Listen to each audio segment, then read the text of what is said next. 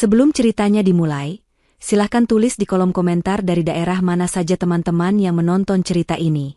Jangan lupa like dan subscribe agar channel ini bisa semakin berkembang dan mempersembahkan cerita yang lebih menarik lagi. Hening. Satu kata itu sudah cukup untuk melukiskan suasana di ruang makan rumah ini selama 7 hari terakhir. Keheningan yang aneh, yang terasa lebih berat daripada batu dan lebih dingin daripada es. Padahal, semangkuk sup ayam hangat dengan aroma jahe dan serai yang lembut masih mengepul di tengah meja, mengirimkan uap tipis yang menari-nari di bawah cahaya lampu gantung. Namun, kehangatan itu seolah tak mampu menembus selubung beku yang menyelimuti kami bertiga. Aku, Anis, duduk dengan punggung tegap, mencoba menelan nasi yang terasa seperti pasir di kerongkonganku. Di seberangku, duduk ibu mertuaku, Suci. Wajahnya yang biasanya dihiasi senyum ramah kini kaku, seperti topeng porselen yang retak. Matanya, yang dulu selalu menatapku dengan binar keibuan, kini kosong dan sesekali melirikku dengan kilatan tajam yang membuatku merinding. Di antara kami, di kursi tingginya, duduk putraku satu-satunya, Bagas. Cahaya kecilku yang berusia 5 tahun itu adalah satu-satunya sumber suara di ruangan ini. Denting sendok kecilnya yang sesekali beradu dengan mangkuk keramiknya terdengar begitu nyaring di tengah kesunyian yang mencekik. Tepat 7 hari yang lalu, dunia kami runtuh. Arya, suamiku, ayah dari Bagas, putra kesayangan Suci, telah pergi untuk selamanya. Sebuah kecelakaan kerja yang fatal merenggutnya dari kami, tanpa sempat kami mengucapkan selamat tinggal. Sejak hari itu, rumah yang dulu penuh tawa dan kehangatan berubah menjadi mausoleum yang dingin. Suci, ibu mertuaku, seolah kehilangan separuh jiwanya. Namun, alih-alih saling menguatkan dalam duka, dia justru membangun tembok tinggi di antara kami. Duka telah mengubahnya menjadi sosok yang tidak kukenali. Setiap tatapannya adalah tuduhan, setiap gerak-geriknya adalah penolakan. Aku merasa seperti penyusup di rumahku sendiri, seorang asing yang menempati ruang yang bukan lagi hakku. Malam ini adalah puncak dari segala kebekuan itu. Peringatan 7 hari meninggalnya Arya baru saja selesai sore tadi. Para pelayat sudah pulang, menyisakan kami bertiga dalam keheningan yang semakin pekat. Bagas, dengan kepolosannya, mencoba memecah kebisuan. "Nenek, lihat. Bagas bisa bikin gunung dari nasi," serunya riang sambil menunjuk tumpukan nasi di piringnya. Suaranya yang jernih terdengar seperti lonceng di tengah kuburan. Aku tersenyum tipis, mencoba memberinya semangat, namun senyumku terasa kaku dan pahit. Suci tidak menanggapi. Dia bahkan tidak menoleh sedikit pun. Tangannya yang keriput terus mengaduk sup di mangkuknya dengan gerakan lambat dan monoton, menciptakan pusaran kecil yang seolah mencerminkan kekacauan di dalam hatinya. Aku menghela napas pelan, mencoba lagi. "Bu, apa ibu mau tambah supnya? Masih hangat?" tawarku dengan suara yang kuusahakan selembut mungkin. Suci berhenti mengaduk. Dia mengangkat kepalanya perlahan, dan matanya menatap lurus ke arahku. Tatapan itu dingin, menusuk, dan penuh dengan sesuatu yang belum pernah kulihat sebelumnya, kebencian murni.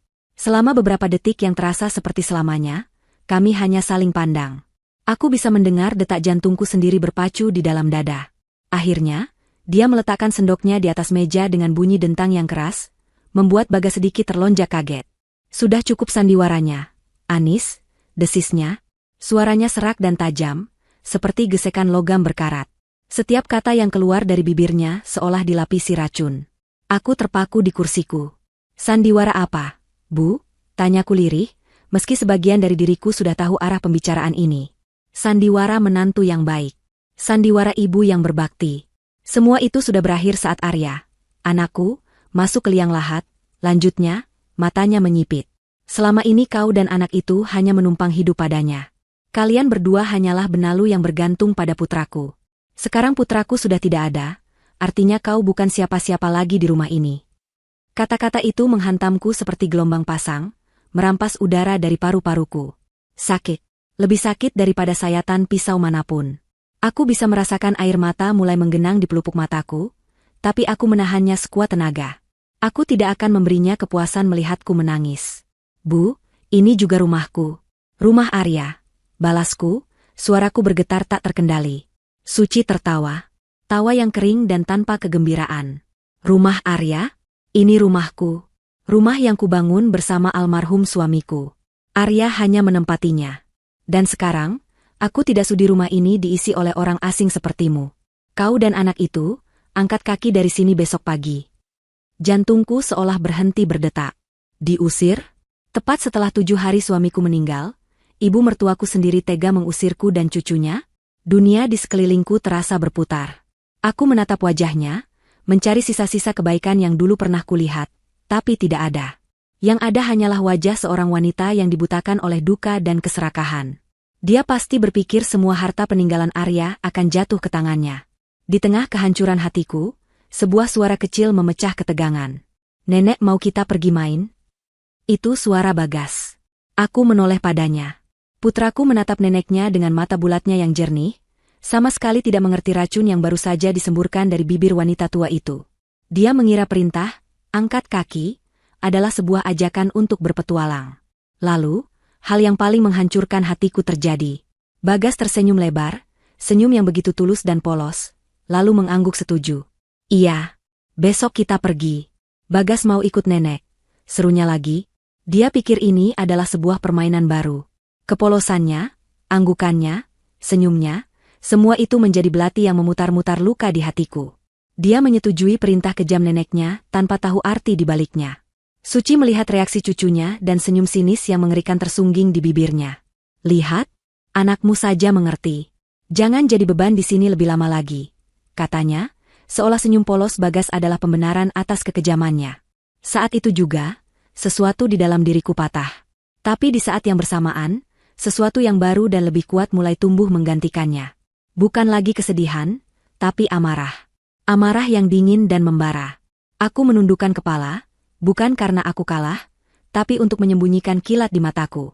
Tanganku yang berada di bawah meja mengepal begitu erat, hingga buku-buku jariku memutih. Dia pikir aku akan memohon? Dia pikir aku akan menangis dan bersujud di kakinya?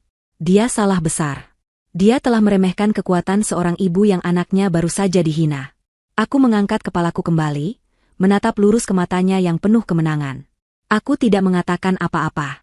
Aku hanya mengangguk pelan sekali. Bagiku, anggukan itu adalah deklarasi perang. Malam itu, aku tidak menyentuh makan malamku lagi. Aku hanya duduk di sana, membiarkan dinginnya ruangan meresap ke dalam tulangku, menempa hatiku menjadi sekeras baja. Besok pagi, aku dan putraku akan pergi.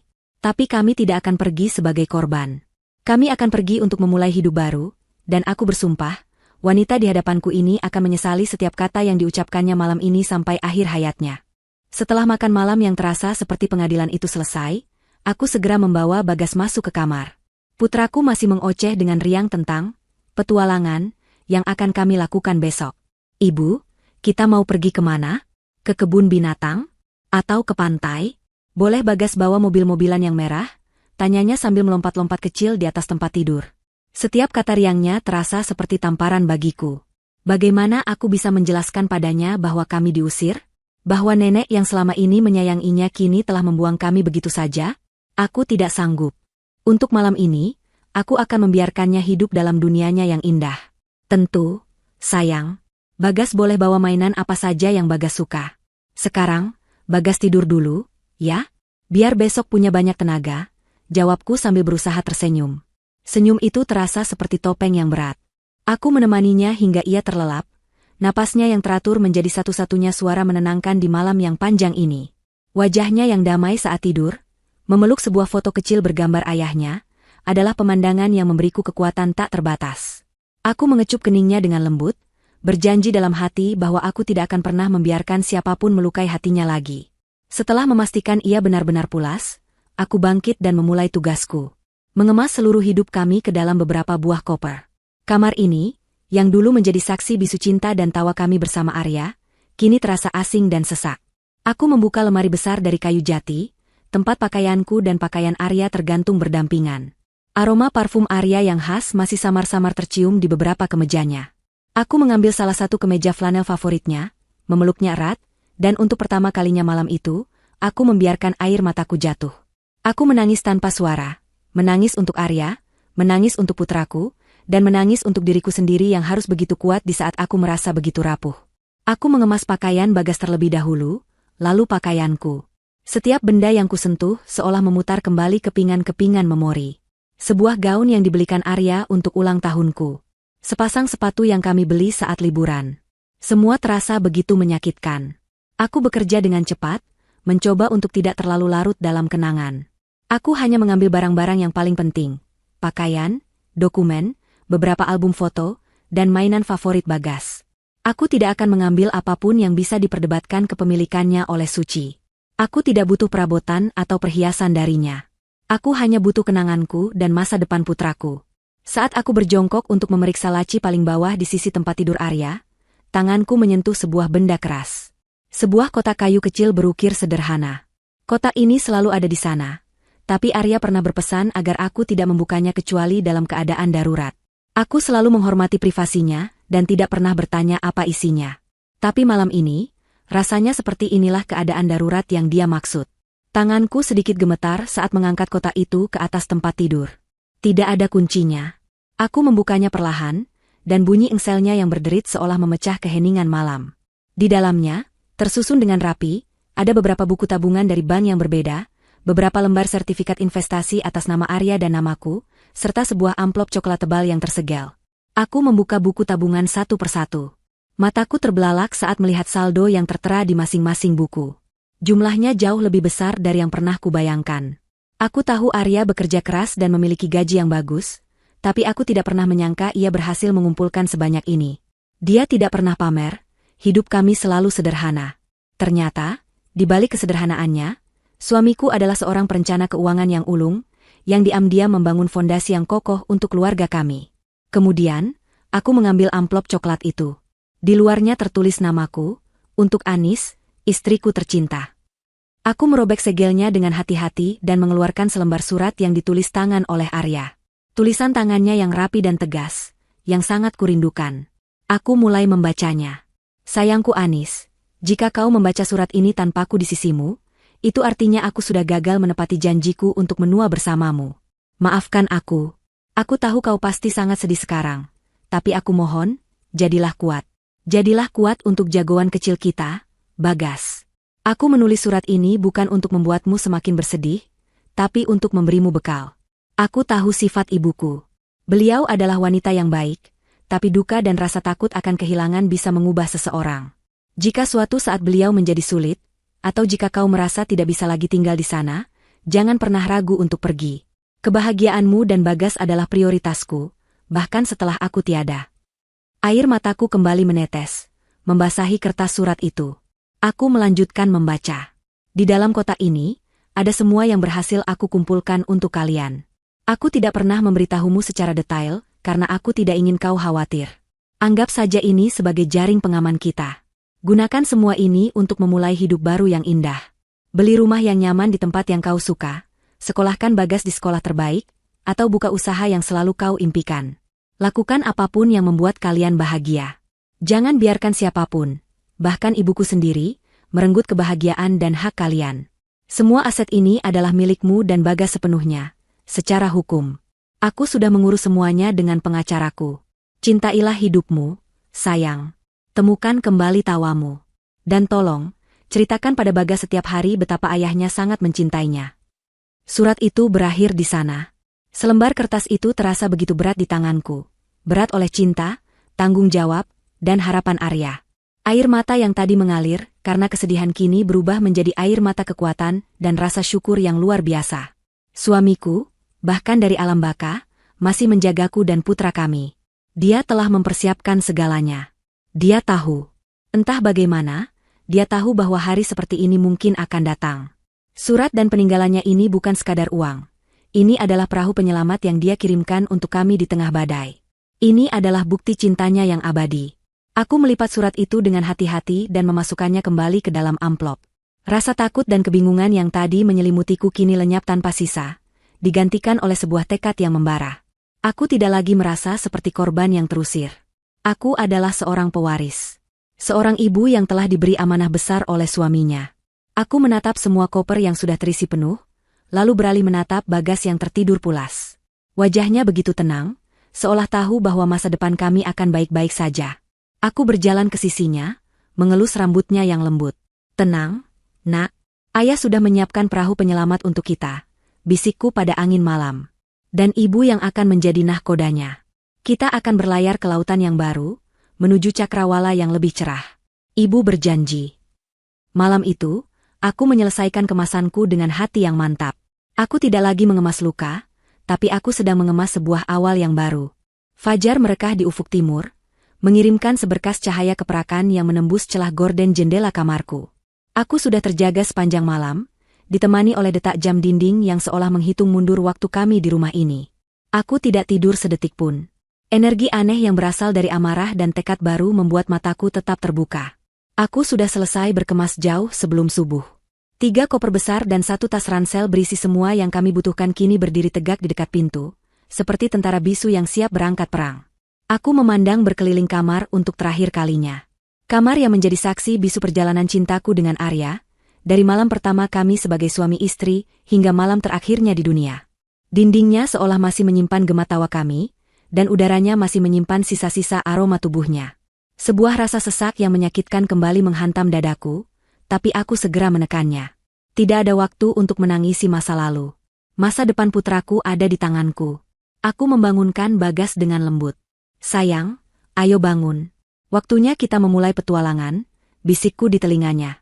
Matanya yang mengerjap lucu langsung berbinar begitu mendengar kata, petualangan. Tanpa banyak tanya, ia segera melompat dari tempat tidur, penuh semangat. Aku membantunya mandi dan mengenakan pakaian terbaiknya, sebuah setelan kaos polo dan celana jean yang dibelikan Arya beberapa bulan lalu. Kita harus terlihat keren untuk petualangan ini, kan? Kataku sambil menyisir rambutnya. Dia mengangguk antusias, sama sekali tidak menyadari beratnya suasana hati ibunya. Kepolosannya adalah berkah sekaligus kutukan. Ia membuat hatiku sakit, namun di saat yang sama memberiku alasan terkuat untuk terus berjuang. Tepat pukul 6 pagi, aku membuka pintu kamar kami. Suara deritnya terdengar begitu keras di rumah yang masih sunyi. Aku menuntun Bagas yang memeluk tas ransel kecilnya sendiri, sementara aku mendorong 3 koper besar di depanku. Menuruni tangga terasa seperti perjalanan paling panjang dalam hidupku. Setiap anak tangga yang kupijak terasa berat, seolah menahanku untuk tidak pergi. Tapi aku terus melangkah. Saat kami tiba di ruang tengah, aku melihat Suci sudah duduk di sana, di kursi rotan favoritnya, dengan secangkir kopi panas di tangannya. Dia pasti sengaja bangun pagi untuk memastikan kami benar-benar pergi, untuk menikmati kemenangannya. Dia mengenakan daster lamanya, rambutnya sedikit acak-acakan, tapi matanya tajam dan waspada. Wajahnya dihiasi seringai tipis yang penuh kepuasan. Dia menyeruput kopinya perlahan sebelum angkat bicara. Oh, sudah mau pergi? Bagus. Kukira kau akan menangis semalaman dan memohon-mohon pagi ini. Ternyata kau punya sedikit harga diri juga. Ejeknya. Suaranya terdengar santai, namun setiap katanya adalah duri. Aku berhenti sejenak, menatap lurus ke matanya tanpa rasa takut. Aku tidak akan memberinya drama yang ia inginkan. Aku tidak akan berteriak atau menangis. Keheninganku adalah perlawanan terbaikku. Kami akan pergi sekarang, Bu, jawabku dengan nada datar dan tenang. Ketenanganku tampaknya membuatnya sedikit jengkel. Dia pasti mengharapkan aku hancur. Bagus. Cepatlah. Aku muak melihat wajah kalian di sini. Rumah ini perlu dibersihkan dari aura sial. Katanya lagi, lebih tajam kali ini. Aku merasakan darahku mendidih, tapi aku menahannya demi Bagas yang berdiri di sampingku, menatap kami bergantian dengan bingung. Aku hanya mengangguk sekali, lalu kembali mendorong koper menuju pintu depan. Saat aku membuka pintu, Bagas menoleh ke belakang dan melambaikan tangannya dengan riang. Dadah, Nenek. Nanti Bagas kirim foto dari tempat petualangan. Serunya dengan suara lantang. Hening sejenak. Aku menunggu respons dari Suci. Mungkin secuil rasa sayang pada cucu satu-satunya itu masih tersisa. Tapi yang kudengar hanyalah dengusan kasar dan suara pintu kamarnya yang dibanting dengan keras. Tidak ada ucapan selamat tinggal, tidak ada pelukan terakhir untuk cucunya. Hati wanita itu benar-benar telah membatu. Seketika itu juga, sisa-sisa rasa hormatku padanya sebagai seorang ibu dan mertua menguap tak bersisa. Udara pagi yang sejuk menyambut kami di luar. Aku memesan taksi online melalui ponselku. Sambil menunggu, aku dan Bagas duduk di atas salah satu koper di teras. Teras tempat Arya dulu sering duduk sambil membaca koran di akhir pekan. Ibu, kenapa nenek marah? Tanya Bagas tiba-tiba. Pertanyaan yang kutakutkan. Aku menatap matanya yang jernih dan berjongkok di hadapannya. Nenek tidak marah, sayang. Nenek hanya sedang sangat sedih karena ayah sudah pergi. Orang dewasa kadang menjadi aneh kalau sedang sedih. Jawabku, memilih kebohongan yang paling lembut. Dia tampak menerima penjelasan itu dan mengangguk-angguk kecil. Tak lama kemudian, sebuah mobil berhenti di depan gerbang. Taksi pesanan kami sudah tiba. Sopir taksi yang ramah membantuku memasukkan koper-koper ke dalam bagasi. Setelah kami duduk dengan nyaman di dalam, aku memberikan alamat tujuanku, sebuah hotel bintang 5 yang megah di pusat kota. Sopir itu melirikku dari kaca spion dengan sedikit terkejut. Mungkin tidak menyangka seorang wanita dengan 3 koper besar akan pergi ke tempat semewah itu, tapi dia tidak berkomentar apa-apa. Saat mobil mulai melaju, aku menoleh ke belakang untuk melihat rumah itu untuk terakhir kalinya. Rumah yang penuh kenangan, baik manis maupun pahit. Tepat pada saat itu, aku melihat tirai jendela kamar suci tersibak sedikit. Aku tahu dia sedang mengawasi kami dari sana, memastikan kami benar-benar pergi, menikmati adegan pengusiran yang telah ia sutradarai. Aku balas menatap ke arah jendela itu, lalu sebuah senyum tipis terukir di bibirku. Bukan senyum sedih, tapi senyum penuh janji. Nikmati kemenanganmu selagi bisa, Bu. Karena ini adalah hari terakhir kau bisa tersenyum. Perjalanan menuju pusat kota terasa seperti perjalanan menuju dunia lain. Melewati jalanan yang mulai ramai, gedung-gedung yang menjulang tinggi, seolah kami sedang meninggalkan masa lalu yang suram dan menjemput masa depan yang gemerlap. Bagas terpukau melihat pemandangan kota dari jendela mobil, celotehannya yang tanpa henti tentang gedung-gedung pencakar langit membuat suasana di dalam mobil menjadi lebih ringan. Setibanya di hotel, kami disambut oleh lobi yang sangat luas dengan lantai marmer yang mengilap dan lampu kristal raksasa yang berkilauan. Bagas ternganga. Wow, Ibu. Ini istana, ya? Bisiknya takjub. Aku tertawa kecil. Bisa dibilang begitu. Ini adalah istana sementara kita. Kedatangan kami yang kontras. Seorang ibu dan anak dengan bawaan yang banyak, mungkin menarik perhatian beberapa orang, tapi staf hotel begitu profesional. Mereka menyambut kami dengan hangat dan membantu membawa barang-barang kami menuju kamar suite yang sudah kupesan. Ini adalah langkah pertamaku menggunakan warisan Arya, bukan untuk pamer, tapi untuk memberikan kenyamanan dan keamanan bagi Bagas setelah trauma yang baru saja kami alami. Disinilah kami akan memulai, di tempat yang jauh dari bayang-bayang kejam ibu mertuaku. Disinilah fajar baru kami benar-benar dimulai. Setelah menghabiskan sisa hari pertama kami untuk beristirahat dan menyesuaikan diri dengan lingkungan baru yang mewah, pagi kedua di hotel terasa jauh lebih tenang. Aku membiarkan Bagas menikmati sarapan prasmanan sepuasnya, matanya berbinar melihat begitu banyak pilihan makanan lezat. Untuk pertama kalinya dalam seminggu lebih, aku melihatnya makan dengan lahap. Melihatnya kembali ceria adalah obat terbaik untuk hatiku. Setelah sarapan, aku menitipkannya di area bermain anak yang tersedia di hotel, di bawah pengawasan staf yang terlatih. Aku meyakinkannya bahwa aku hanya pergi sebentar untuk sebuah urusan penting. Ibu mau mencari peta untuk petualangan kita selanjutnya, kataku padanya. Dia percaya dan dengan senang hati melambaikan tangan padaku. Peta itu memang benar adanya. Peta menuju masa depan kami, yang tersimpan di sebuah brankas bank di jantung kota. Aku memesan taksi lain. Kali ini tujuanku adalah kantor pusat bank tempat sebagian besar aset Arya disimpan. Sepanjang perjalanan, aku membuka kembali kotak kayu peninggalan suamiku. Aku membaca ulang suratnya, menyerap setiap kata sebagai sumber kekuatan. Aku mempelajari sertifikat-sertifikat investasi dan buku-buku tabungan, mencoba memahami dunia yang selama ini tidak pernah kusentuh. Arya seringkali mencoba menjelaskan tentang saham, reksadana, dan obligasi, tapi aku hanya tersenyum dan berkata, aku percaya padamu. Urusan itu biar kamu saja yang pusing. Sekarang, aku menyesalinya. Seandainya aku lebih memperhatikan, mungkin aku tidak akan merasa segugup ini. Tapi tidak ada gunanya menyesal. Kini, akulah yang harus mengambil alih kemudi. Aku tidak boleh terlihat bingung atau lemah. Aku harus terlihat seperti wanita yang tahu persis apa yang dia lakukan.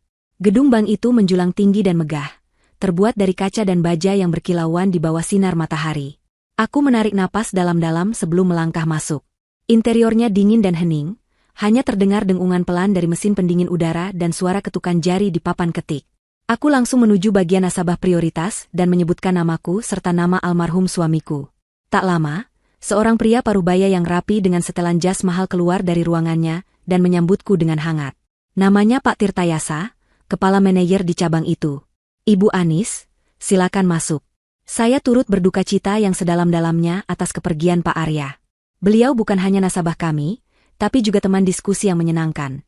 Katanya dengan nada tulus sambil mempersilakanku duduk di kursi empuk di hadapannya. Terima kasih, Pak Tirta, jawabku, mencoba menjaga suaraku agar tetap stabil. Saya di sini karena ada beberapa hal yang perlu saya urus terkait aset atas nama suami saya. Pak Tirtayasa mengangguk penuh pengertian. Tentu, Bu, kami siap membantu. Pak Arya sudah mempersiapkan segalanya dengan sangat baik. Beliau pernah berkata pada saya bekerja keras bukan untuk diri saya sendiri, tapi untuk masa depan istri dan anak saya, agar mereka tidak akan pernah kekurangan suatu apapun yang terjadi. Beliau adalah pria yang sangat visioner. Mendengar itu, hatiku menghangat. Sekali lagi, aku diingatkan betapa besar cinta Arya untuk kami. Aku menyerahkan semua dokumen yang kubawa, surat kematian, kartu identitas, buku nikah, dan tentu saja, buku-buku tabungan serta sertifikat investasi dari kota kayu itu. Pak Tirtayasa memeriksa semuanya dengan teliti. Tangannya bergerak dengan cepat dan efisien di atas papan ketiknya, membuka satu persatu akun digital milik Arya. Wajahnya tetap profesional, tapi aku bisa melihat alisnya sedikit terangkat saat melihat jumlah total aset yang tertera di layarnya. Dia berdeham pelan. Semua dokumennya lengkap dan sah, Bu. Sesuai surat wasiat dan kuasa yang telah dibuat Pak Arya, semua aset ini secara otomatis dialihkan kepemilikannya kepada ibu sebagai ahli waris tunggal. Dia kemudian memutar monitor komputernya menghadapku. Ini adalah rincian total aset yang dikelola di bank kami. Aku menahan napas. Deretan angka 0 di belakang nominal rupiah itu tampak begitu panjang, hingga membuat kepalaku sedikit pusing. Jumlahnya berkali-kali lipat lebih besar dari yang kuperkirakan setelah melihat buku tabungan kemarin. Ternyata, yang kusimpan di rumah hanyalah sebagian kecil. Sebagian besar kekayaan Arya ada dalam bentuk investasi saham di perusahaan-perusahaan besar dan obligasi pemerintah yang nilainya terus bertumbuh. Aku menelan ludah, mencoba memproses informasi tersebut. Ini bukan lagi sekadar uang untuk hidup nyaman. Ini adalah kekayaan. Sebuah tanggung jawab yang sangat besar. Untuk sesaat, aku merasa kecil dan tidak mampu. Tapi kemudian, aku teringat wajah Bagas dan tatapan merendahkan Suci. Perasaan itu segera lenyap, digantikan oleh gelombang kepercayaan diri yang dingin. Ini bukan kutukan, ini adalah berkat. Ini adalah senjata. Baik, Pak, kataku, dan aku terkejut sendiri mendengar betapa tenangnya suaraku. Saya ingin mencairkan sebagian obligasi dan semua dana di rekening tabungan. Kemudian, saya ingin memindahkan semuanya, termasuk mengalihkan kepemilikan saham, ke dalam satu rekening baru atas nama saya pribadi. Pak Tirtayasa menatapku dengan sorot mata yang berbeda sekarang. Bukan lagi tatapan kasihan pada seorang janda, melainkan tatapan hormat pada seorang klien yang serius. Itu bisa kami proses, Bu. Tapi butuh beberapa hari kerja untuk likuidasi asetnya. Apakah ada rencana khusus yang bisa saya bantu? Tanyanya. Aku menggeleng. Untuk saat ini, cukup itu dulu. Saya perlu mengamankan fondasinya terlebih dahulu sebelum membangun yang baru. Selama hampir 2 jam berikutnya, aku duduk di sana, menandatangani tumpukan dokumen. Setiap goresan pena terasa seperti sebuah langkah maju, sebuah penegasan atas kendali baruku. Pak Tirtayasa dan stafnya melayaniku dengan sangat baik, menjelaskan setiap detail dengan sabar. Saat semuanya selesai, dia mengantarku sampai ke pintu. Jika ada apapun yang ibu butuhkan, jangan ragu untuk menghubungi saya langsung, katanya sambil menyerahkan kartu namanya.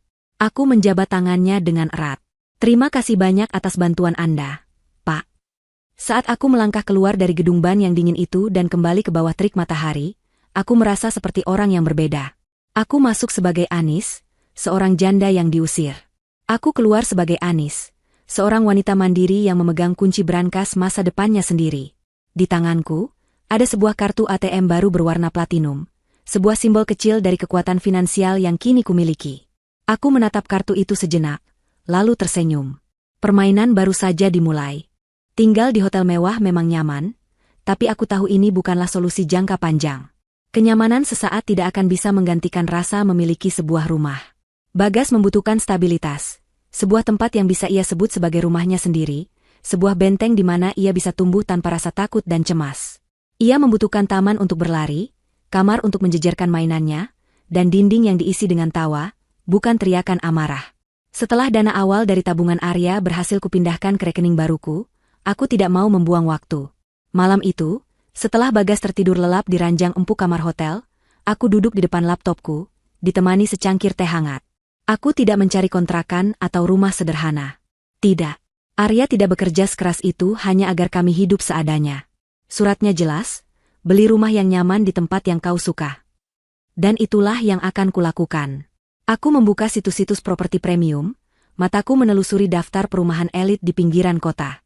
Aku mencari lingkungan yang aman, yang memiliki fasilitas sekolah internasional yang bagus, dan yang terpenting, jauh dari jangkauan masa laluku.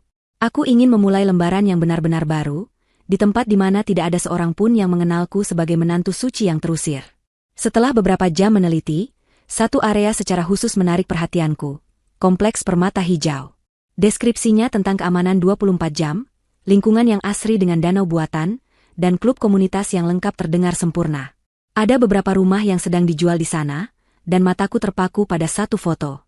Sebuah rumah bergaya modern minimalis 2 lantai, dengan dinding bercat putih bersih, aksen kayu yang hangat, dan jendela-jendela besar yang seolah mengundang cahaya matahari masuk. Halaman depannya dihiasi taman bunga yang terawat, dan deskripsinya menyebutkan ada taman belakang pribadi yang luas serta kolam renang kecil. Tanpa ragu, aku langsung menghubungi nomor agen properti yang tertera. Keesokan harinya, aku bertemu dengan agen properti itu, seorang wanita profesional dan ramah bernama Ibu Wina.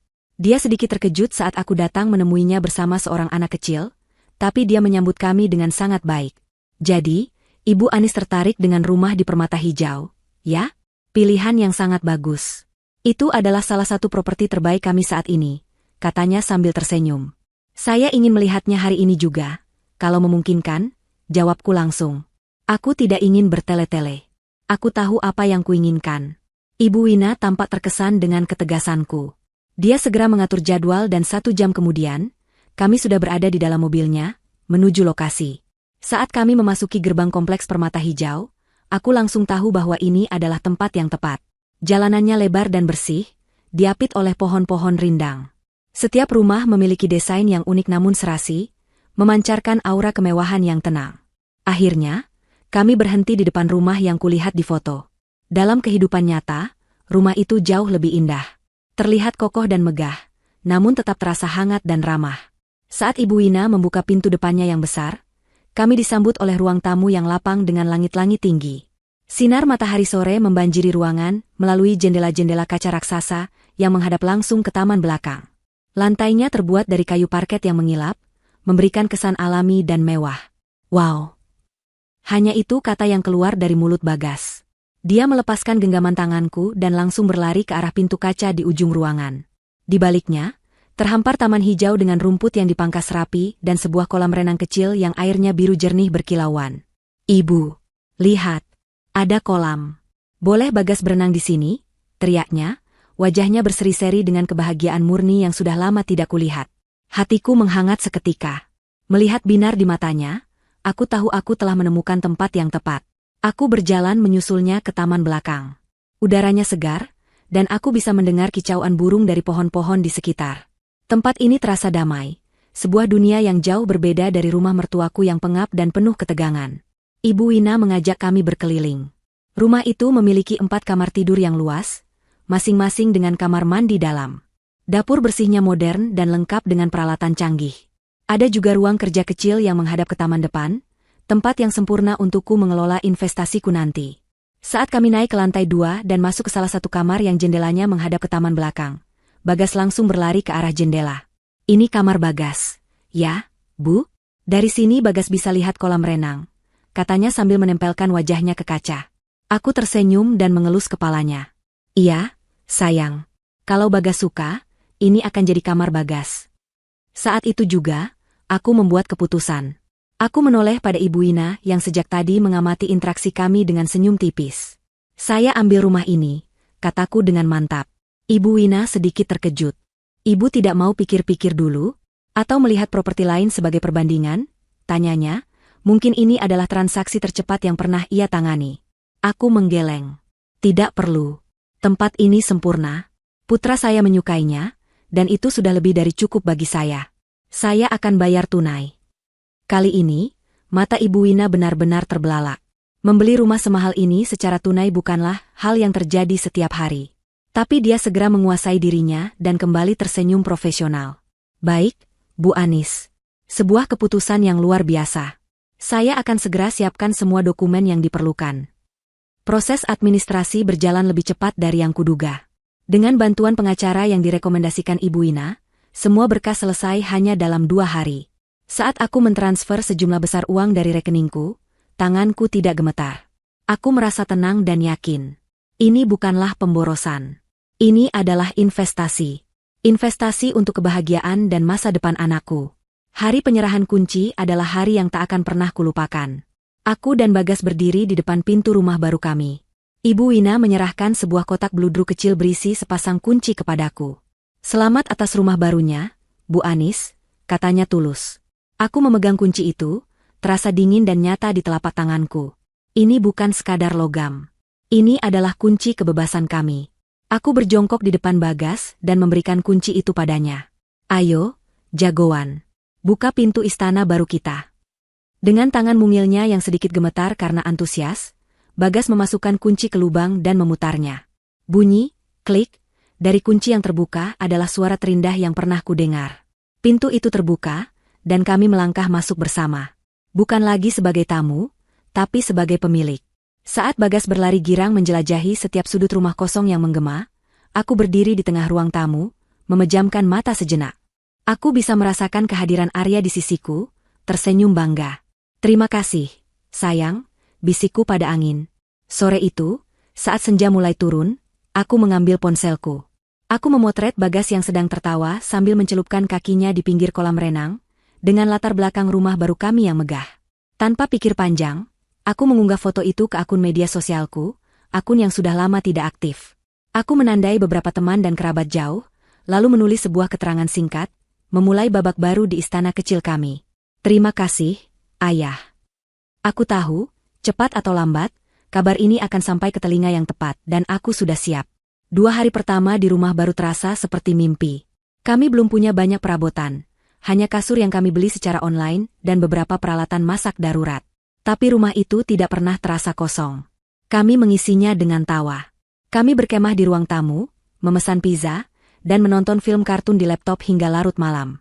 Siang harinya, Bagas tak henti-hentinya bermain di taman dan kolam renang. Energi dan keceriaannya seolah tak terbatas. Aku membiarkannya menikmati setiap detiknya. Melihatnya bahagia adalah pembalasan dendam terbaikku. Aku sendiri mulai sibuk. Aku menghubungi desainer interior, memesan perabotan, dan mulai merencanakan bisnis butik yang selalu kuimpikan. Hidup terasa begitu penuh harapan.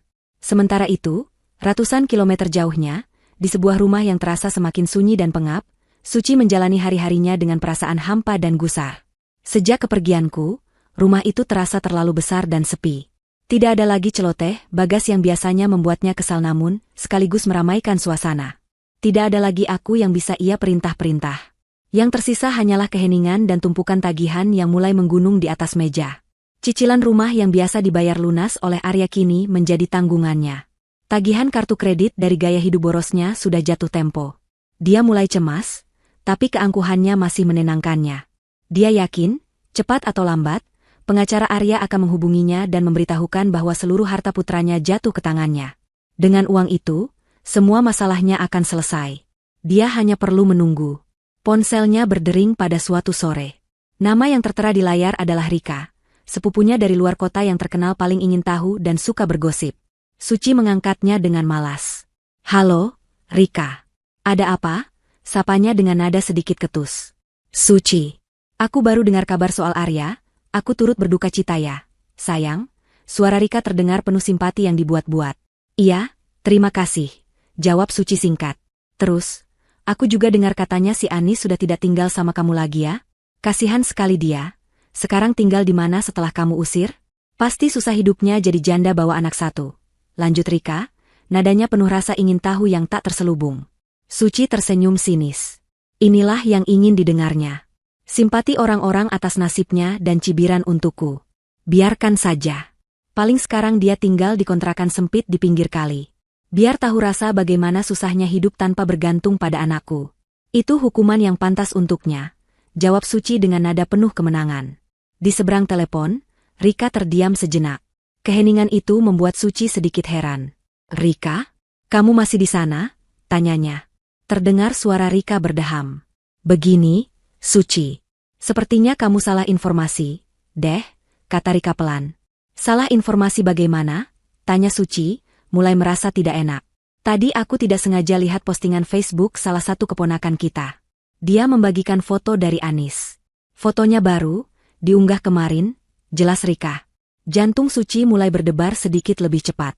"Foto apa?" desaknya tidak sabar. Foto Bagas lagi main di kolam renang. Tapi bukan itu intinya. Latar belakang fotonya itu, loh, rumah baru. Besar sekali, mewah, di komplek elit. Anis menulis keterangan, memulai babak baru di istana kecil kami, kata Rika dalam satu tarikan napas. Suci tertawa, tawa yang dipaksakan. Ah, tidak mungkin. Paling itu cuma di hotel atau villa sewaan. Mana mungkin dia punya uang untuk beli rumah seperti itu? Jangan mengada-ada kamu, Rika. Bukan, Suci. Ini bukan hotel. Keponakan kita itu kenal daerahnya. Katanya itu di kompleks Permata Hijau. Dan bukan sewa, dia beli. Katanya di keterangan foto itu dia juga berterima kasih pada almarhum Arya. Artinya dia beli pakai uang warisan, kan? Suara Rika terdengar semakin bersemangat karena gosip panas yang ia sampaikan. Permata Hijau. Warisan. Dua kata itu berdengung di telinga Suci seperti lebah marah. Tangannya yang memegang ponsel mulai gemetar. Ponsel itu terlepas dari genggamannya dan jatuh ke lantai dengan bunyi gedebuk pelan. Tidak mungkin. Itu tidak mungkin benar. Uang itu seharusnya menjadi miliknya. Uang putranya. Bagaimana bisa Anis, perempuan yang ia anggap hanya benalu itu, menggunakannya untuk membeli rumah mewah? Napas Suci menjadi berat dan tersengal-sengal. Dengan tangan gemetar, ia memungut kembali ponselnya. Aku tutup dulu, katanya dengan suara serak, lalu langsung mematikan sambungan tanpa menunggu jawaban Rika. Amarah, rasa tidak percaya, dan kepanikan yang luar biasa menjalari seluruh tubuhnya. Dia membuka daftar kontaknya dan mencoba meneleponku. Nomor yang Anda tuju sedang tidak aktif atau berada di luar jangkauan. Diblokir. Dia mencoba lagi dan lagi. Hasilnya sama. Perempuan itu telah memblokir aksesnya. Kurang ajar, teriaknya, suaranya menggema di rumah yang kosong. Dia membanting ponselnya ke sofa. Dia berjalan mondar-mandir di ruang tamu seperti singa yang terperangkap. Pikirannya berkecamuk. Jika Anis bisa membeli rumah semahal itu, berarti jumlah warisan Arya jauh lebih besar dari yang ia bayangkan. Dan semua itu sekarang ada di tangan Anis. Semua harapannya untuk melunasi utang, untuk hidup mewah, untuk memamerkan kekayaannya pada teman-teman sosialitanya, semuanya hancur berkeping-keping. Dia telah melakukan kesalahan perhitungan yang fatal. Dengan mengusirku, dia tidak hanya kehilangan menantu dan cucu. Dia telah kehilangan akses menuju tambang emas yang ia kira miliknya. Amarah di dalam dirinya begitu besar, hingga membuatnya sesak napas. Dia mencengkeram dadanya, matanya nanar menatap tumpukan tagihan di atas meja. Dunianya, yang ia bangun di atas keangkuhan dan keserakahan, mulai runtuh di sekelilingnya. Tentu, mari kita lanjutkan ceritanya. Bab 7, panen apa yang kau tanam. Kepanikan adalah monster yang rakus. Sekali ia mencengkeram, ia akan melahap semua akal sehat dan menyisakan hanya ketakutan yang mentah dan primitif. Dalam beberapa hari setelah menerima kabar tentang rumah baruku, Suci diterkam oleh monster itu. Harapannya akan warisan yang melimpah telah menguap, digantikan oleh kenyataan pahit dari tumpukan utang yang mengancam menenggelamkannya. Langkah pertamanya adalah mencoba menghubungi kerabat-kerabatnya, mereka yang dulu sering memujinya saat Arya masih hidup dan sukses. Dengan nada yang dibuat seprihatin mungkin, ia menceritakan versinya sendiri, sebuah dongeng di mana ia adalah korban dari menantu yang tidak tahu berterima kasih yang telah melarikan semua uang putranya. Ia berharap bisa mendapatkan simpati, dan yang lebih penting, pinjaman. Namun, dunia tidak bekerja seperti itu. Kerabatnya, yang juga sudah mendengar desas-desus tentang gaya hidup mewahnya dan rumah baruku, hanya memberinya jawaban yang sama. Oh, kasihan sekali kamu, Suci. Sabar, ya. Tapi saat Suci mulai menyinggung soal pinjaman uang, nada mereka langsung berubah. Ada yang tiba-tiba mengaku sedang banyak pengeluaran untuk biaya sekolah anak, ada yang beralasan suaminya baru saja rugi dalam bisnis, ada pula yang langsung berkata jujur bahwa mereka tidak punya uang sebanyak itu. Dalam sekejap, Suci menyadari betapa rapuhnya jaring pengaman sosial yang ia banggakan. Orang-orang hanya mau mendekat saat ia berada di atas. Kini saat ia tergelincir, semua orang seolah menjaga jarak, takut ikut terseret jatuh. Panggilan telepon itu hanya menyisakan rasa malu dan amarah yang semakin menjadi-jadi. Kegagalan itu membuatnya semakin putus asa. Beberapa hari kemudian, sebuah surat resmi tiba di rumahnya. Amplop berwarna coklat dengan logo sebuah bank besar tercetak di sudutnya. Tangannya gemetar saat membukanya. Isi surat itu adalah mimpi buruk yang menjadi kenyataan. Pemberitahuan tunggakan cicilan rumah selama 2 bulan berturut-turut. Cicilan yang selama ini selalu lunas dibayar oleh Arya dari rekening gajinya, kini berhenti total.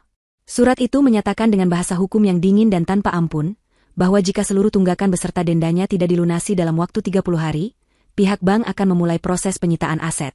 Rumah itu, mahkotanya, satu-satunya simbol status dan kebanggaan yang tersisa, kini terancam akan direnggut darinya.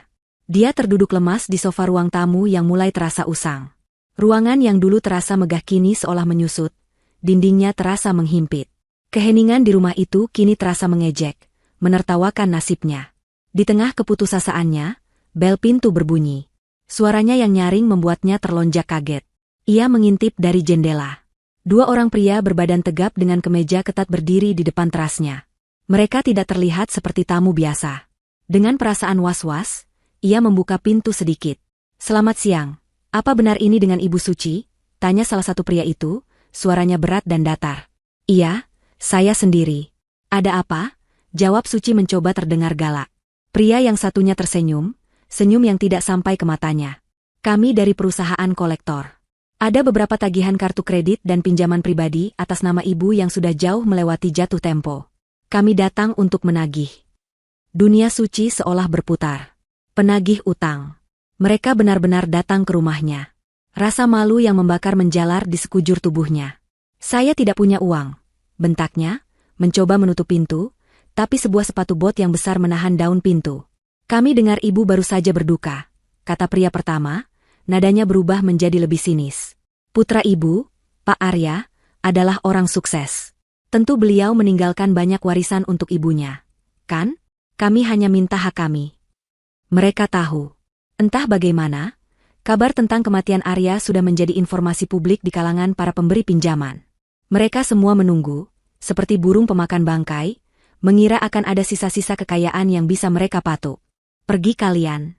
Pergi dari rumah saya atau saya panggil polisi," teriak Suci, suaranya bergetar karena campuran amarah dan ketakutan. Teriakan itu menarik perhatian tetangga sebelah, yang langsung mengintip dari balik gorden jendelanya. Pemandangan itu, tatapan ingin tahu tetangganya, adalah penghinaan pamungkas. Reputasinya hancur sudah. Kedua pria itu saling berpandangan, lalu tertawa kecil.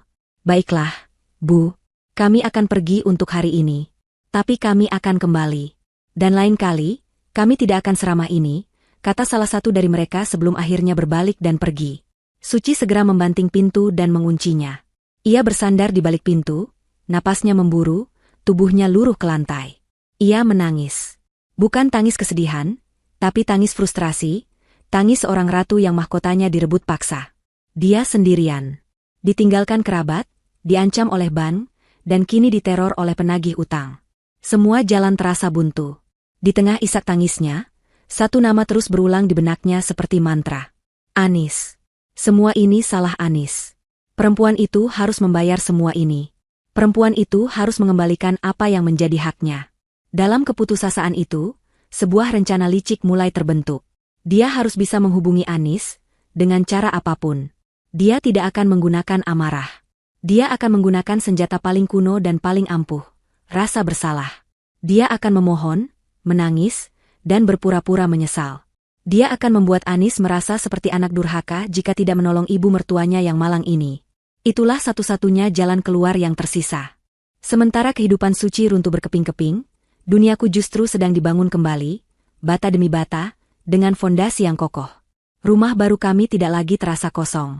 Perabotan modern dan nyaman mulai berdatangan, mengisi setiap ruangan dengan kehangatan. Aku mempekerjakan seorang tukang kebun untuk merawat taman, dan kini hamparan rumput hijau itu dihiasi oleh petak-petak bunga aneka warna.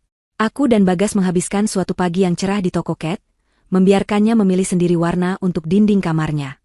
Dia memilih warna biru langit yang cerah. "Biar seperti di luar angkasa, Bu," katanya bersemangat. Aku hanya tersenyum dan menyetujuinya. Kebahagiaannya adalah segalanya bagiku. Di tengah kesibukan menata rumah, aku juga mulai menyusun proposal bisnis untuk butik impianku. Aku merasa hidup kembali, merasa punya tujuan. Setiap pagi aku bangun dengan energi baru, bukan lagi dengan rasa sesak karena duka. Sore itu, saat aku sedang bersantai di tepi kolam sambil mengawasi Bagas yang asyik bermain air, ponselku berdering. Nomor tidak dikenal. Biasanya aku akan mengabaikannya, tapi entah kenapa, firasatku mengatakan aku harus mengangkatnya. "Halo," sapaku. Hening sejenak di seberang sana, Hanya terdengar isak tangis yang tertahan. Lalu, sebuah suara yang sangat kukenal, namun dibuat serapuh mungkin, menyapa telingaku. Anis, anakku. Itu suara Suci. Jantungku berhenti berdetak sesaat. Bagaimana dia bisa mendapatkan nomorku? Pasti dia menipu salah satu kerabat jauh yang naif. Aku tidak mengatakan apa-apa, hanya dia mendengarkan, mempersiapkan diriku untuk sandiwara yang akan datang. Anis, ibu minta maaf, nak, lanjutnya di sela-sela isak tangisnya yang dibuat-buat. Ibu hilaf waktu itu. Ibu tidak tahu apa yang ibu katakan. Kehilangan Arya membuat ibu gila. Ibu mohon, maafkan ibu. Aktingnya nyaris sempurna. Jika aku adalah Anis yang dulu, aku mungkin akan luluh. Tapi aku bukan lagi perempuan yang sama. Aku diam, membiarkannya mengeluarkan semua jurusnya. Kembalilah ke rumah, nak. Bawa Bagas pulang. Nenek rindu sekali pada cucu nenek. Rumah ini sepi tanpamu. Ini juga rumahmu, rumah kalian, rengeknya. Aku menarik napas panjang sebelum menjawab. Aku berjalan menjauh sedikit dari kolam, agar Bagas tidak mendengar percakapan ini. Rumah? Tanyaku, suaraku dingin dan tanpa emosi. Rumah yang mana, Bu? Rumah yang akan segera disita oleh Ban. Keheningan total di seberang sana. Isak tangisnya berhenti seketika. Aku tahu aku telah mengenai sasarannya. Bagaimana kau tahu? Tanyanya tergagap, topengnya mulai retak. Berita buruk menyebar dengan cepat. Jawabku singkat. Oh, jadi kau senang mendengarnya? Kau senang melihat ibu mertuamu ini menderita? Balasnya, nadanya mulai berubah, keputusasaan mulai merembes masuk. Tolong, Anis bantu ibu. Pintanya, kembali ke mode memelas. Itu semua uang Arya, anakku. Ibu tidak minta banyak. Setidaknya berikan sebagian untuk ibunya yang sudah melahirkannya. Gunakan untuk melunasi utang-utang rumah ini. Anggap saja sebagai baktimu pada almarhum suamimu. Saat itulah aku tidak tahan lagi. Aku tertawa. Tawa kecil yang kering dan tanpa humor. Tawa yang terdengar sangat mengerikan di telinga Suci. Bakti, ulangku, menekankan setiap suku kata. Di mana bakti ibu pada almarhum putra ibu saat ibu mengusir istri dan cucunya tepat 7 hari setelah kematiannya? Di mana bakti ibu saat ibu menyebut cucu ibu sendiri sebagai benalu? Di mana bakti ibu saat ibu membiarkannya pergi tanpa pelukan selama tinggal? Aku memberinya jeda, membiarkan kata-kataku meresap. Aku bisa mendengar napasnya yang berat dan tersengal di seberang telepon. Topengnya sudah hancur lebur, dan kini yang tersisa hanyalah wajah serakahnya yang asli. Kau! Dasar perempuan tidak tahu diuntung. Teriaknya, suaranya melengking karena amarah yang tak tertahan lagi. Kau sengaja melakukan ini semua. Kau sengaja memamerkan rumah barumu agar aku menderita. Uang itu bukan hakmu. Itu uang anakku. Seharusnya itu menjadi milikku. Kembalikan uang itu, Anis. Kembalikan. Raungannya tidak lagi mempengaruhiku. Aku justru merasa kasihan. Betapa menyedihkan hidup seseorang yang seluruh kebahagiaannya diukur dengan uang. Dengarkan aku baik-baik, Bu, dan dengarkan untuk yang terakhir kalinya. Kataku dengan nada tenang namun mematikan. Uang ini adalah hasil kerja keras suamiku, Arya, untuk aku dan anaknya. Untuk masa depan kami. Bukan untuk melunasi utang judi atau gaya hidup boros seorang ibu serakah yang tidak punya hati. Suamiku sudah menitipkan amanah ini padaku, dan aku akan menjaganya dengan nyawaku. Kau sudah membuang kami. Jadi, selamat menikmati hasil dari apa yang sudah kau tanam. Tanpa menunggu jawabannya lagi, aku mengakhiri panggilan itu dan langsung memblokir nomornya. Tanganku sedikit gemetar saat menurunkan ponsel, sisa-sisa adrenalin dari konfrontasi itu. Tapi hatiku terasa lapang. Beban terakhir dari masa laluku seolah baru saja terangkat dari pundakku. Aku sudah mengatakan semua yang perlu kukatakan. Tidak ada lagi rasa bersalah, tidak ada lagi keraguan. Aku berbalik dan melihat Bagas sudah keluar dari kolam, membungkus dirinya dengan handuk. Ibu tadi bicara dengan siapa? Tanyanya polos. Aku berjalan menghampirinya, berlutut, dan memeluknya erat-erat. Aku bisa mencium aroma kaporit dan sinar matahari di rambutnya. Bukan siapa-siapa, sayang. Hanya masa lalu yang salah sambung, bisikku sambil mengecup puncak kepalanya. Dia tertawa, tidak mengerti maksudku. Masa lalu tidak punya telepon, Bu, katanya lucu. Aku ikut tertawa, tawa yang tulus dan lega. Kau benar, sayang. Masa lalu memang tidak punya telepon. Dan mulai sekarang, kita tidak akan pernah menjawab panggilannya lagi. Waktu adalah penyembuh yang paling sabar. Ia tidak bekerja dengan sihir, melainkan dengan aliran yang tenang dan konsisten, perlahan-lahan mengikis tepi tajam dari sebuah luka hingga yang tersisa hanyalah bekas samar, sebuah pengingat akan pertempuran yang telah dimenangkan. 1 tahun berlalu sejak kami melangkahkan kaki ke rumah ini. 1 tahun yang mengubah segalanya. Rumah yang tadinya hanya berisi gema dan perabotan baru, kini telah terisi penuh dengan kehidupan. Dinding biru langit di kamar Bagas kini dihiasi stiker planet dan bintang yang menyala dalam gelap, juga gambar-gambar karyanya sendiri yang kubingkai dengan bangga. Taman belakang bukan lagi sekadar hamparan rumput, tapi arena bermain tempat Bagas dan teman-teman barunya sering menghabiskan sore hari. Suara tawa anak-anak kini menjadi musik latar di rumah kami, mengusir semua sisa keheningan dari masa lalu. Amanah dari Arya tidak hanya kugunakan untuk membeli rumah. 6 bulan setelah pindah, aku berhasil mewujudkan impianku. Sebuah butik pakaian anak dan kafe kecil yang menyatu dengan nama Langit Biru, resmi dibuka di sebuah ruko di area komersial yang tak jauh dari kompleks kami. Aku mencurahkan seluruh energiku ke sana. Aku memilih sendiri setiap desain baju, merancang interior kafe agar ramah anak, bahkan ikut meracik menu kue dan minuman yang disukai anak-anak. Awalnya tidak mudah. Ada hari-hari di mana aku merasa lelah dan kewalahan, membagi waktu antara mengurus Bagas dan mengelola bisnis. Tapi setiap kali aku melihat wajah putraku yang bangga saat berkata pada teman-temannya, "Ini toko ibuku." Semua rasa lelah itu seolah terbayar lunas. Bisnisku berkembang pesat. Para ibu di kompleks menyukai konsepnya, sebuah tempat di mana mereka bisa berbelanja sekaligus bersantai sementara anak-anak mereka bermain dengan aman di sudut bermain yang kusediakan. Aku bukan lagi sekadar seorang ibu rumah tangga atau seorang janda. Aku adalah seorang pengusaha. Aku menemukan kembali diriku yang lain, diriku yang kompeten, kreatif, dan mandiri. Bagas juga tumbuh dan berkembang dengan luar biasa. Dia bersekolah di sekolah internasional yang letaknya hanya 10 menit dari rumah. Awalnya aku khawatir dia akan kesulitan beradaptasi, tapi ketakutanku tidak terbukti. Sifatnya yang ceria dan ramah membuatnya mudah mendapatkan teman. Sahabat terbaiknya adalah seorang anak laki-laki bernama Leo. Mereka seolah tak terpisahkan. Hampir setiap akhir pekan, Leo akan menginap di rumah kami atau sebaliknya. Melihat Bagas memiliki ikatan persahabatan yang begitu erat membuat hatiku tenang. Dia tidak kesepian. Dia dicintai, tidak hanya olehku, tapi juga oleh teman-temannya. Dia tumbuh menjadi anak yang percaya diri dan penuh empati, jauh dari bayang-bayang trauma yang pernah kami alami. Melalui persahabatan Bagas dan Leo, aku pun mengenal ayah Leo, seorang pria bernama David. Dia adalah seorang arsitek yang ternyata tinggal tak jauh dari rumah kami. Sama sepertiku, dia adalah orang tua tunggal. Istrinya telah meninggal dunia beberapa tahun sebelumnya karena sakit. Pertemuan kami awalnya hanya sebatas obrolan singkat saat saling menjemput anak. Bagas cerita, "Masakan ibu enak sekali," katanya suatu sore sambil tersenyum. Leo juga cerita, "Ayah jago sekali membuat miniatur gedung dari Lego," balasku. Dari obrolan-obrolan ringan itu, kami menemukan banyak kesamaan. Kami sama-sama mengerti bagaimana rasanya membesarkan anak sendirian. Bagaimana rasanya menyeimbangkan antara pekerjaan dan peran sebagai orang tua, dan bagaimana rasanya merindukan pasangan yang telah tiada. Hubungan kami terjalin perlahan, tanpa paksaan. Dimulai dari minum kopi bersama di kafeku sementara anak-anak kami bermain, berlanjut dengan acara barbeku bersama di akhir pekan, hingga saling membantu saat salah satu dari kami membutuhkan sesuatu. David adalah pria yang baik, sabar, dan sangat kebapakan. Caranya menatap Leo penuh dengan cinta, mengingatkanku pada cara Arya menatap Bagas. Dia tidak pernah mencoba menggantikan posisi Arya di hatiku, dan aku menghargai itu. Dia justru membantuku melihat bahwa hati manusia memiliki kapasitas yang luar biasa untuk mencintai.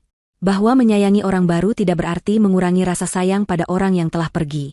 Suatu sore, saat kami sedang mengawasi anak-anak kami bermain sepak bola di taman, dia menoleh padaku. "Kau terlihat bahagia, Anis," katanya pelan. Aku menatap langit senja yang berwarna keemasan, lalu balas menatapnya dan tersenyum tulus. "Karena aku memang bahagia, David." Untuk pertama kalinya, aku menyadari bahwa aku tidak hanya bertahan hidup. Aku benar-benar hidup. Matahari baru telah terbit di jendela rumahku, dan cahayanya terasa begitu hangat. Pintu menuju masa lalu telah kututup rapat-rapat. Aku tidak pernah lagi mencoba mencari tahu kabar tentang Suci, dan dia pun tidak pernah lagi mencoba menghubungiku. Bagiku, dia hanyalah bagian dari bab yang telah selesai kubaca dan kusimpan di rak paling berdebu. Namun, terkadang masa lalu memiliki caranya sendiri untuk mengirimkan gema, bahkan ketika kita sudah tidak lagi mendengarkan. Suatu siang, saat aku sedang sibuk di butik, ponselku berdering. Nama Tantrika, sepupu Suci yang suka bergosip itu, muncul di layar. Aku ragu sejenak, tapi akhirnya kuangkat juga. Dia pasti sudah mendengar tentang kesuksesan butikku. Halo, Anis, sayang. Apa kabar? Tante dengar usahamu maju pesat. Ya? Selamat, ya? Sapanya dengan nada yang dibuat semanis madu. Aku hanya menjawabnya dengan singkat dan sopan. Setelah berbasa-basi selama beberapa menit, dia akhirnya sampai pada inti pembicaraannya. Anis, Tante cuma mau kasih kabar soal Suci. Kasihan sekali dia sekarang. Aku diam, tidak menanggapi, tapi dia terus bercerita seolah keheninganku adalah persetujuan. Dia menceritakan semuanya. Bagaimana rumah peninggalan Arya itu, akhirnya benar-benar disita oleh bank beberapa bulan yang lalu. Bagaimana Suci kemudian mencoba menumpang hidup pada saudara-saudaranya, namun tidak ada yang betah menampungnya lebih dari beberapa minggu. Sifatnya yang pemarah, serakah, dan kebiasaannya menyalahkan semua orang atas nasibnya membuat semua orang muak. Terakhir Tante dengar, dia sekarang menyewa kamar kos yang sangat kecil di daerah pinggiran kota yang kumuh. Hidupnya susah sekali, Anis. Dia jadi sering sakit-sakitan. Dia selalu bilang ini semua salahmu. Tutup Rika, mungkin berharap aku akan merasa bersalah dan tergerak untuk membantunya. Tapi aku tidak merasakan apa-apa. Tidak ada rasa puas, tidak ada rasa benci, bahkan tidak ada rasa kasihan yang mendalam. Yang ada hanyalah kehampaan. Sebuah kesadaran bahwa nasibnya adalah hasil dari pilihannya sendiri. Terima kasih atas informasinya, Tante. Tapi urusan itu sudah bukan lagi urusanku. Aku harus kembali bekerja, kataku dengan nada tenang, lalu menutup telepon sebelum dia sempat berkata apa-apa lagi. Gema itu datang, dan aku tidak bergeming. Bab itu benar-benar sudah selesai. Beberapa minggu kemudian, pada hari Minggu yang cerah, aku, Bagas, dan David berencana pergi ke sebuah taman rekreasi di luar kota. David menjemput kami dengan mobilnya. Suasana di dalam mobil begitu hangat dan penuh tawa. Bagas dan Leo duduk di belakang, asyik bermain dengan konsol game portabel mereka. Aku duduk di depan di samping David. Kami mengobrol ringan tentang proyek arsitektur barunya.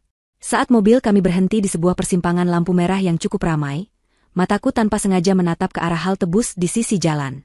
Halte itu penuh sesak, dan orang-orang berdesakan di bawah naungan atapnya yang sempit untuk menghindari sengatan matahari yang terik. Di antara kerumunan itu, mataku terpaku pada satu sosok. Seorang wanita tua dengan pakaian yang sedikit lusuh dan kusam, rambutnya yang memutih diikat seadanya. Dia memegang sebuah tas belanjaan usang dan menatap kosong ke arah jalanan yang padat. Itu Suci. Waktu seolah berhenti berputar. Dia terlihat jauh lebih tua dari yang kuingat. Punggungnya sedikit membungkuk, dan wajahnya yang dulu angkuh kini dihiasi guratan-guratan kelelahan dan kepahitan. Seolah merasakan ada yang menatapnya, dia menoleh, dan tatapan kami bertemu melalui kaca mobil. Selama beberapa detik yang terasa abadi, kami saling memandang. Aku bisa melihat segalanya di matanya yang sayu, keterkejutan melihatku di dalam mobil yang bagus, rasa iri yang membakar, kebencian yang belum padam, dan mungkin, hanya mungkin, secercah penyesalan yang terlambat. Sementara di mataku, aku tidak tahu apa yang ia lihat. Yang kurasakan hanyalah ketenangan. Ombak besar di dalam hatiku yang dulu bergejolak setiap kali mengingatnya, kini telah menjadi danau yang damai. Dia hanyalah orang asing di halte bus. Ibu lihat apa? Suara polos Bagas dari kursi belakang memecah lamunanku. Dia menjulurkan kepalanya ke depan, mencoba melihat apa yang menarik perhatianku. Aku tersentak dan langsung menoleh padanya, memberinya senyum termanisku. Aku mengulurkan tangan ke belakang dan mengelus rambutnya. Tidak ada, sayang, jawabku lembut. Hanya melihat masa lalu yang sudah kita tinggalkan jauh di belakang. David melirikku sekilas dengan tatapan penuh pengertian, seolah dia tahu tanpa perlu kuceritakan. Lampu lalu lintas berubah menjadi hijau. David menginjak pedal gas dengan mulus, dan mobil kami kembali melaju, meninggalkan persimpangan dan halte bus itu. Aku tidak menoleh ke belakang lagi. Aku menatap lurus ke depan, ke jalanan yang terbentang luas di hadapan kami. Di kaca spion, aku bisa melihat bayangan halte dan sosok wanita tua itu semakin mengecil, semakin kabur, hingga akhirnya lenyap di telan jarak. Kami terus melaju, menuju hari yang cerah, menuju masa depan kami yang bahagia, sepenuhnya bebas.